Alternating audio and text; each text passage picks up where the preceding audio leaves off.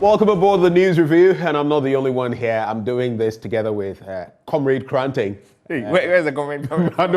Manuel Kranting. Ushu. Are you Afia? Yeah, but I'm not Afia. I just want you to tell viewers a very good morning to all of you. Where you join us from. Yesterday was your birthday, Ben. Belated happy birthday. It was yesterday. You. Yes, yesterday I was not on the show. Today I am on. And they're about to do that. No, how was it? How was the birthday? I don't know. Oh, the birthday was good. So here's one thing. I always keep my birthdays quiet. Okay. I like to keep it a day that is reflective. I went to church, requested mass, took Holy Communion, got blessed by a priest I've known since my undergrad days. Got a lot of cheer from friends. I am now going to start responding to messages on social media, Facebook, WhatsApp. I had a foot massage. Wow. And, a few other. Okay. You lived a life. And then where did you end? Where did you end? Where did I end? Where did you sleep? I slept at home. Where else would I sleep? We have incontrovertible evidence pointing to the fact that you didn't sleep at home. We didn't sleep at home. So, Dr. Ekufu Dampare, this is one instance of publication of false news. And for this propaganda, I'm putting it out there live. In fact, you make a video no messenger out this very morning. Manuel Kranting, Ubede Mama. But I mean, you sleep inside. A belated happy birthday to you. I mean, thank you, bro. Great guy. Ben, and I saw your post yesterday. I'm going to respond to all of them today. Ben is, as always, a great guy. Just you'd have to stick to sleeping at home on your birthday. The Daily Graphic newspaper this morning. Wonder what diabo. But even before we get in there, I'm sure you've been following events unfolding in Ukraine, and it breaks my heart. Volodymyr Zelensky, the Ukrainian president, has said that Russia would have to foot the bill of paying for every street, every building that has been taken down and all of that, which makes some practical sense in terms of how wars are dealt with. Putin says he's trying to demilitarize and denazify, and those are terms I can't even relate to, Ukraine. But what really, they've been trying to take the town of Mariupol and all of that. The Russians are making some inroads. I mean, you cannot take that away from them. The sanctions are biting Russia as well. Now, even the latest, the Paralympics, where the committee made a U-turn, allowing Russia and Belarus in the first instance, and now saying they can't. I don't know how Russian athletes across the spectrum, from football to chess to fencing to anything whatever it is. Anything at all. I don't know how they're going to feel in Russia. At least at this point, we know that there are certain talks that are ongoing. Right. Talks which, at least at the onset and sometime last week, we're not having. This time around, you're having some overtures being made and some attempts to, compromise, no matter how little it will be.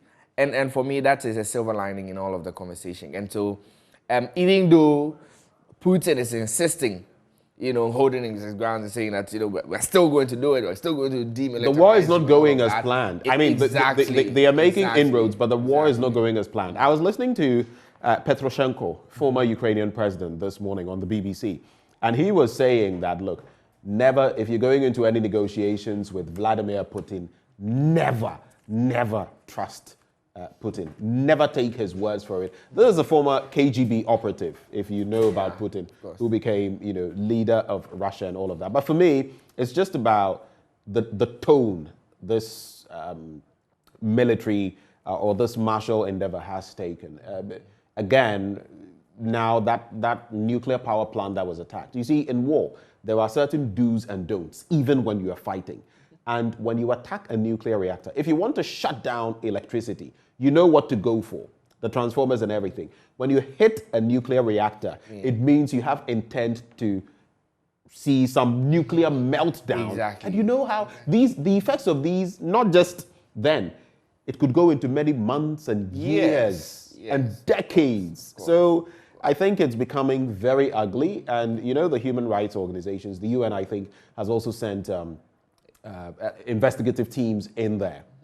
Russia, I don't know, but in years to come, they could still be bearing the brunt of I Putin's actions. To bring the conversation home, for instance, what are the direct implications in the now for foreign nationals like our own colleagues here from Ghana who are and that was the final bit I was about to get to. Indeed, who are still even at this point, and we've heard the Deputy Foreign Affairs Minister Amprechum say that some of them are still hiding, even as of now that we're talking on the show. Some of them actually don't want to come back in a bunker. And I was going to Ghana.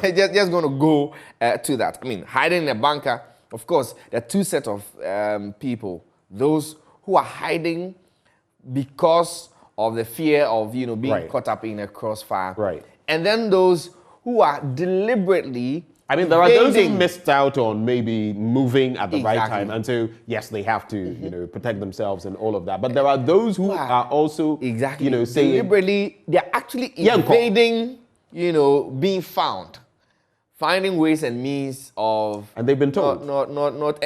I mean, you are there. Manuel, you are there. There's a window. Risk. If you don't take that window, you don't get into Ghana. Don't blame anybody. But I think it's an indictment, a serious indictment on us as a people, not just on this administration or past administrations. It's reflective of all of us as Ghanaians. I mean, it's a joke, but you'd see people on social media say, "I would prefer even now." To go to Ukraine than be in Ghana that is an indictment on us. We have failed our people. And when you have citizens, beginning to express such sentiments, even in the face of apparent peril, saying that I'd rather choose to be shot in a war between Russia and Ukraine than stay in Ghana, pick a Trotsky, go to the filling station, and be hit with my reality of 8.45 pesos. But I think my candid opinion is that all of these things are just loose talk, because really, if you have experienced even in the least the violence and I've been. I mean, you're covering. Tell that to the Nigerians who supposedly say they don't just want to go to Ukraine; they want to go and fight as of course there's citizens and then there's become, a legion that's being citizens. They want to being created by Zelensky and all of that, but you really don't want to.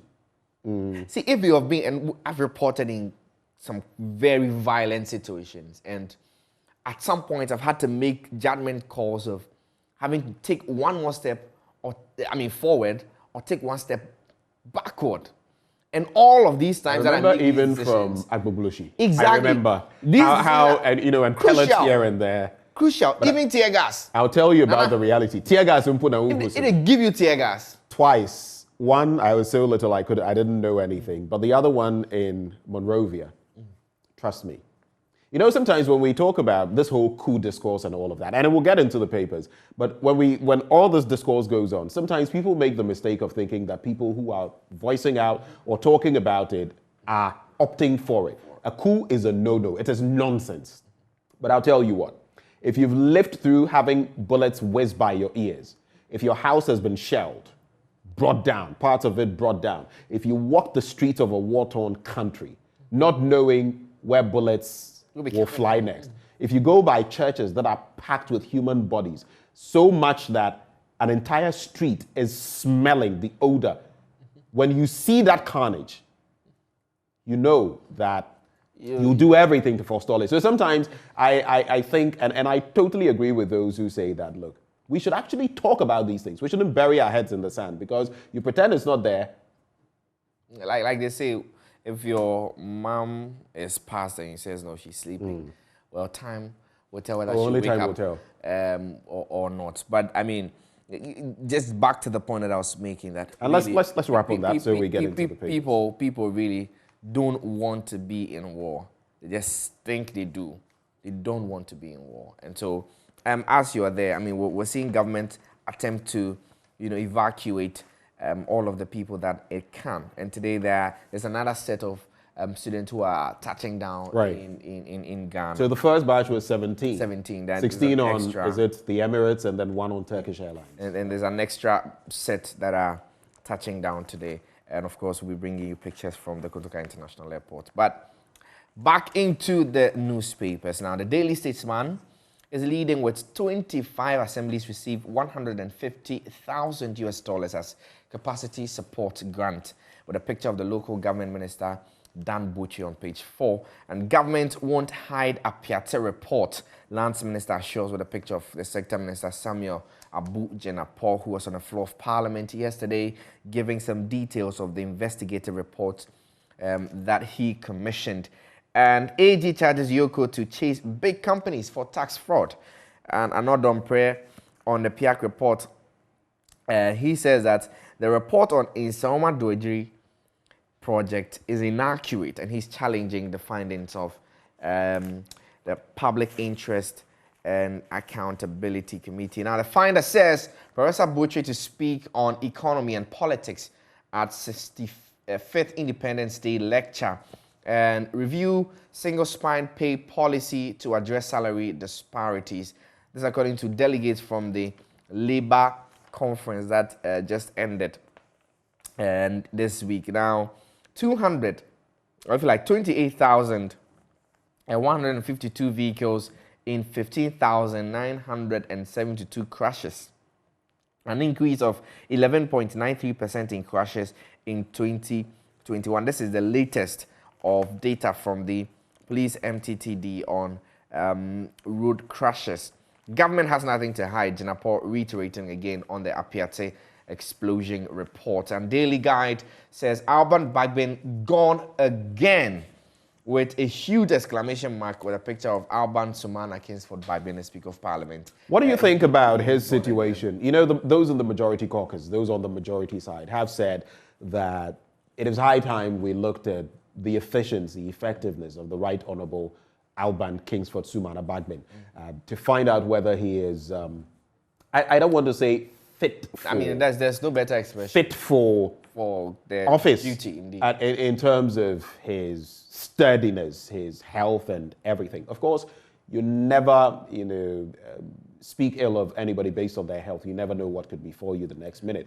But even when you look at our constitutional requirements for certain people in certain offices and soundness of mind and all of that, you would see that by extension, you can look at it and wonder, okay, so if for in a year, we have the speaker for, let's say, a third of the year, or maybe half of the year, and half of the year he's not readily available and all of that. What does that mean for our legislative body, and what does that mean overall for our democracy as a country? But at the same time, you look at the fact that he wouldn't be the first to have, not even just in the legislative body, but across the board, the three arms of government, to have had health issues and, here and there. So for me, if you asked me, it is a concern.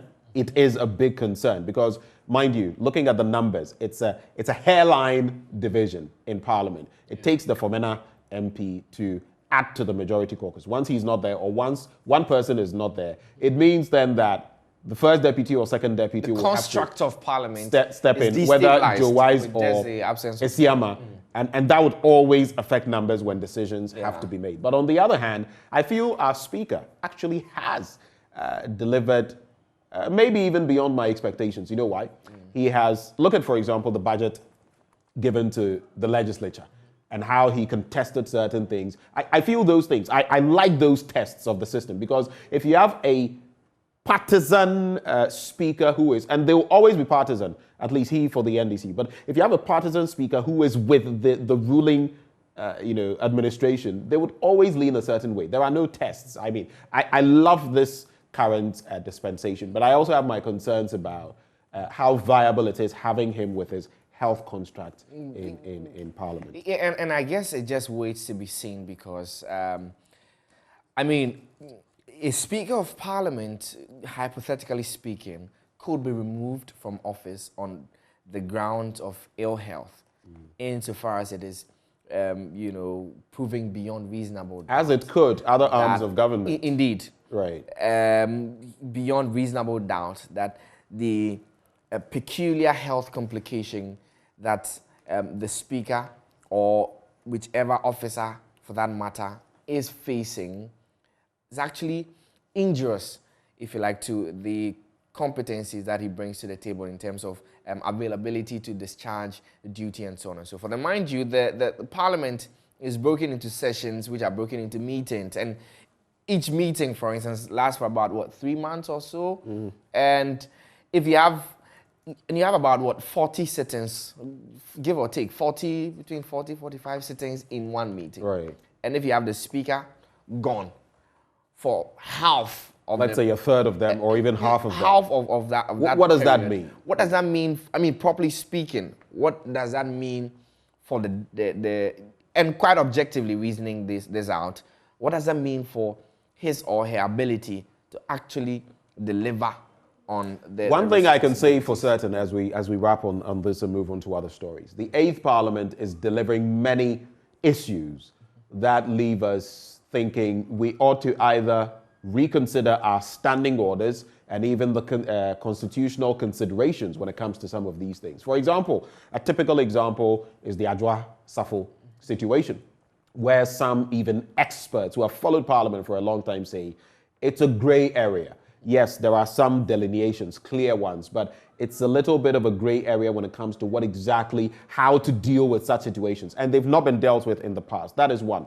And then even the situation to do with the speaker and whoever sits in there who is technically not the speaker, a speaker, if you like, depending on how they have that matter, in fact, the second matter, and whether they can vote. So all of these things is currently in court, and the Supreme Court is going to rule on that. But on the issue of the a member of Parliament absenting him or herself for the it is clear. The Supreme Court indeed has ruled on it. In fact, the case was brought to the Supreme Court by Professor Kweku Asare, in which case the Supreme Court said that absenting yourself as a member of Parliament for 15 days, as is in the standing orders and in the Constitution, without permission, essentially makes you automatically vacate your seat. And all that needs to be done... Do you know why that is a bit jocose? No, all that needs to be done. Or curious. We've said all of that. What is happening? When Henry Quarty, the member of Parliament for Ayawaso Central, I believe, did it. When Asen Central MP did it. When the member of Parliament for... the Chief Nancy Minister? I don't know, but there's another one who supposedly, his absence was practically a year. In 2019, a full year. Forget 15 or 18 sessions. No, you see, a full year. Water under the bridge for cases that are passed. I think lower came something.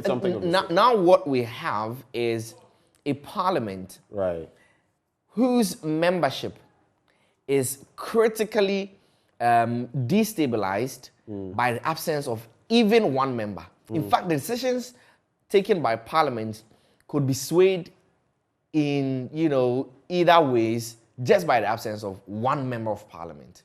And so this situation is quite peculiar. And so following through and gleaning from the Supreme Court's ruling that you have automatically vacated your seat, and all that needs to be done is for the Clerk of Parliament to write to the Electoral Commission, notifying them of your vacation of post because of your absence from the House for 15 days without permission, and for a by-election to be held.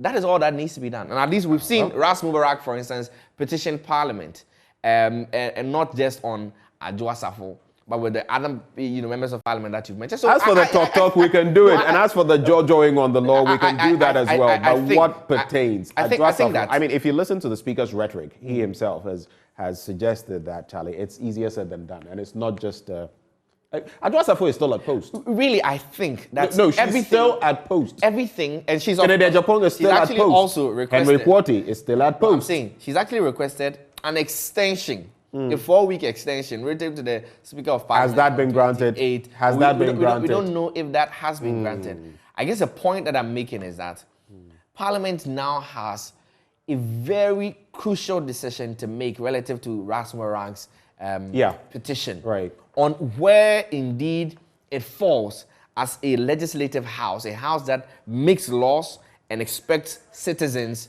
Right to follow. The person I was referring to was Lower West Akim, a lawmaker in 2019, Che Bafo. He was the one I was making reference to. The Daily Graphic, Obechebe interchange progressing steadily, provide affordable houses. President challenges sector players. Honestly, I'm sorry, but when I hear about affordable housing in Ghana, I laugh. I laugh. I'm sorry. I'm not being cynical. I laugh. Don't laugh. Affordable housing, like affordable for Manuel Granting. Don't laugh. Hands down big tax offenders. AG tasks Iyoko, and Professor Osei advocates alcohol tax to fund mental health. There's also no funds for integrity audit. Engineering Council appeals to government, page 16 of the Ghanaian Times newspaper. RTI Commission fines police for 50,000 Ghana cedis for failure to release information to journalists. I find this one interesting. Page 17. Let me just do this. We have to go, and we'll be doing that shortly. But let me just take a look at this. I can't help myself. While you find out, the president says that you should reject coup-mongers. Make sure you reject coup-mongers. It says page 17, but it cannot be found on page 17. This is the bit when the papers decide to do you know matricule? Matricule. If I can't find this story, it would be something that's 13, else. 15 it said 17. Okay, so here we are. Okay, so I think it's because of the special supplement in the paper. So the Right to Information Commission has fined the Ghana Police Service 50,000 for refusal to release information requested by a journalist of the Fourth Estate newspaper in Accra. You know where we're headed. The journalist Evans Aziamo Mensah made an RTI application on August 19, 2021 to request information on budgetary allocations given to the police from 2013 to 2020. You can get the rest of the details of the story there, but I think this is, it's a very positive development from where I sit. The custodian, nothing will be hidden on Apiate tragedy. 1 million jobs you start begins in April. Why aren't you jumping? Am I? 1 million jobs you start begins in April. I hope it doesn't that's end the like custodian NAPCO newspaper. And afforestation. And Ghanaian publish labor calls for single spine review. Okay, it's a wrap from my end. Just by way of addition, because you mentioned Apiate, the minister was on the floor yesterday, and he said that Maxam, the company at the center of this entire explosion, really, the investigative team that conducted that report found that it had breached as many as 6 different regulations, including outsourcing the transportation of the explosive to an unlicensed company. And I think that we'll have more for you on myjoyonline.com and all of our other channels. That's it for me, man. Stop the propaganda. Oh yeah, sleep at Against home. me. Sleep at home. Sleep at home. Publication of false The news. fear. Why? You are. The fear. On that note, we shall go into sports and bring you more from there. Muftau is coming your way with a lot more in the sporting world. Do stay. We'll bring you that shortly.